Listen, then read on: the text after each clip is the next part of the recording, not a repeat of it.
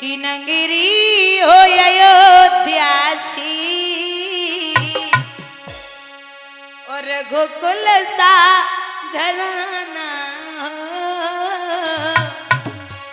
ए चरणों राघव के जहाँ मेरा ठिकाना हो। दोनों हाथ ऊपर ढके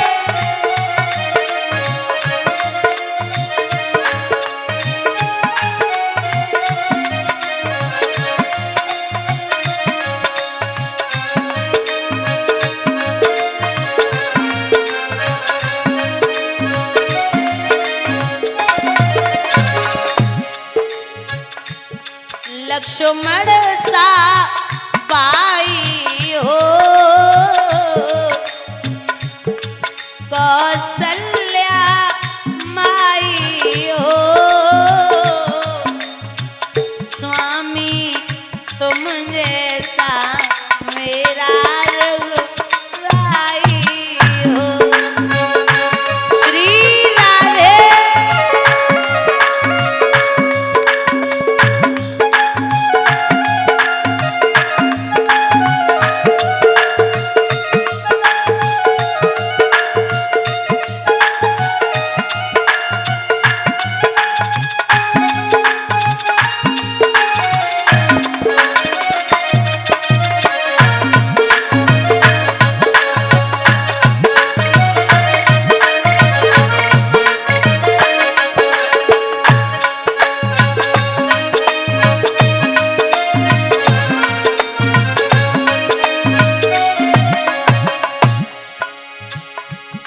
हो त्याग भरत जैसा सीता सी नारी हो लव कुश के जैसी संतान हमारी हो।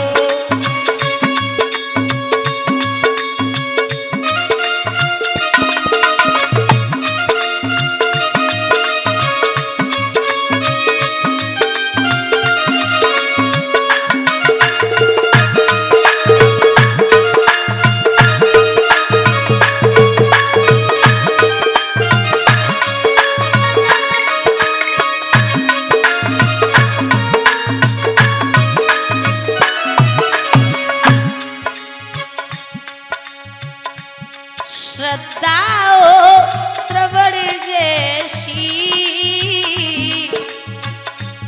शबरी सी भक्ति हो हनुमत के जैसी निष्ठा और शक्ति हो।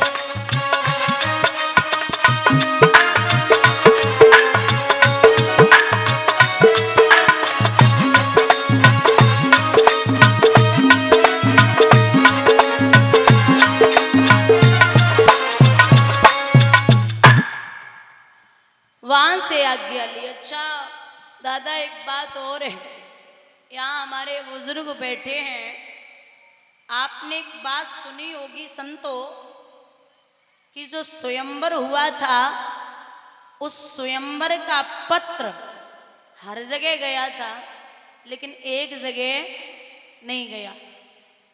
कहाँ? राजा दशरथ के यहाँ राजा जनक ने स्वयंवर की चिट्ठी नहीं भेजी। कारण बहुत ध्यान से सुनना माता हो, कारण ये था कि जो राजा जनक हैं ये बहुत विद्वान हैं। तो एक दिन राजा जनक में और शनि महाराज में सत्संग होने लगा। सत्संग ऐसा बढ़ा, शनि महाराज को राजा जनक ने सत्संग में हरा दिया। ये तो बड़े क्रोध में आ गए। जिस बाग में मैया सीता गई थी, जिसमें राम गए थे, जिसमें रोज नए ताजे फूल आते थे, उस बाग को जो राजा जनक का था कुदृष्टि डाल करके और वहां शनि महाराज ने राख का ढेर बना दिया। राजा जनक को बड़ी चिंता हुई, कष्ट हुआ कि ये फिर से हरा भरा कैसे होगा। तो कोई संत विद्वान आए, उन्होंने कहा कि कोई अगर विद्वान व्यक्ति, संत शिरोमणि या ज्योतिषी कोई भी आ जाए, कच्चा धागा लेके कच्चे घड़े में बांध के कुएं से पानी निकाल कर छिड़काव कर दे तो बाग हरा भरा हो जाएगा। ये राजा जनक ने चिट्ठी हर जगह भेजी। एक पत्र राजा दशरथ के यहां पहुंचा, लेकिन उससे पहले कोई अगर धागा बांध लेता घड़े में तो कहीं घड़ा फूट जाता, कहीं धागा टूट जाता, ऊपर तक जल नहीं आ रहा। यही खबर राजा दशरथ को भेजी गई कि आप भी आकर के अंजवा लें, क्योंकि रस्सी वो धागा किसी से बच ही नहीं रहा, या घड़ा फूट रहा या धागा टूट रहा। राजा दशरथ ने जब वो पत्र पढ़ा तो विचार किया कि जब बड़े बड़े विद्वान ज्योतिषी उस जल को बाहर नहीं ला पाए तो मैं क्या ला पाऊंगा। चिंतित होकर के एक कमरे में लेट गए। 8 दिन हो गए, माँ कौशल्या भोजन लेके जाती तो राजा वो भोजन की थाली पलंग के नीचे सरका देते और कहते कि आप जाइए, मैं खा लूंगा। और इतनी चिंता है कि मुझसे भोजन का निवाला गले से नीचे कैसे उतरे, क्योंकि अगर मैं वहां गया और जल बाहर नहीं ला पाया तब भी बेइज्जती, और अगर नहीं गया तो सबसे बड़ी बेइज्जती है। तो चिंता इतनी है। 8 दिन बाद राजा दशरथ के महल में एक मेहतर आया।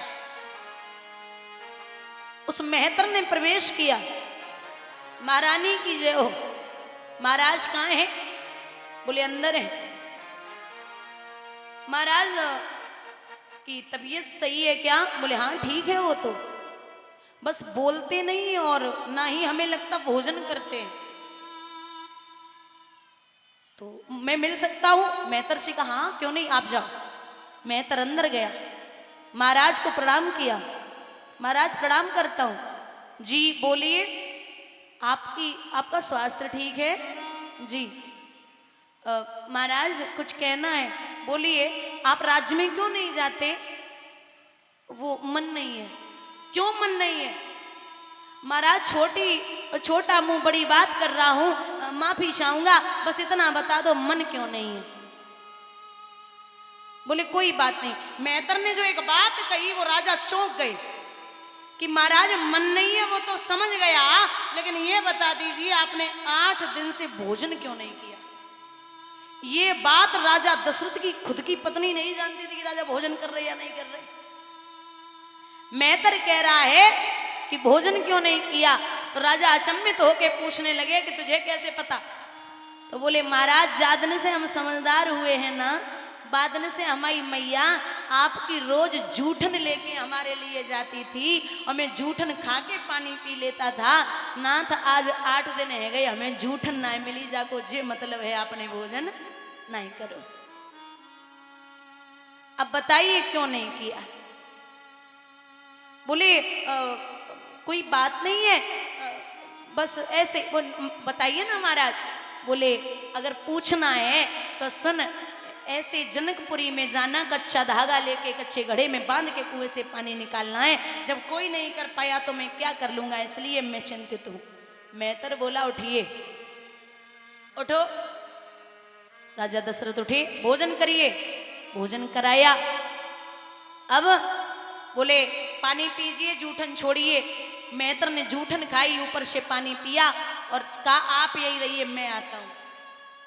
राजा दशरथ का मेहतर जब चला, जनक राजा के यहाँ कच्चा धागा लिया, कच्चे घड़े में बांधा और बांध करके जवाब दिया कि अगर मैंने राजा दशरथ के अन्न के अलावा किसी का और निवाला एक भी खाया हो तो एक भी घड़ा वापस नहीं आएगा।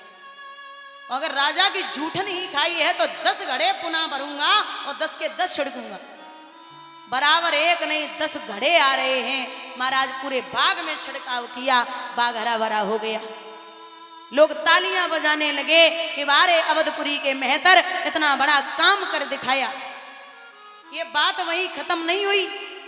जब स्वयंवर किया है तो राजा दशरथ के यहाँ पत्र इसलिए नहीं गया।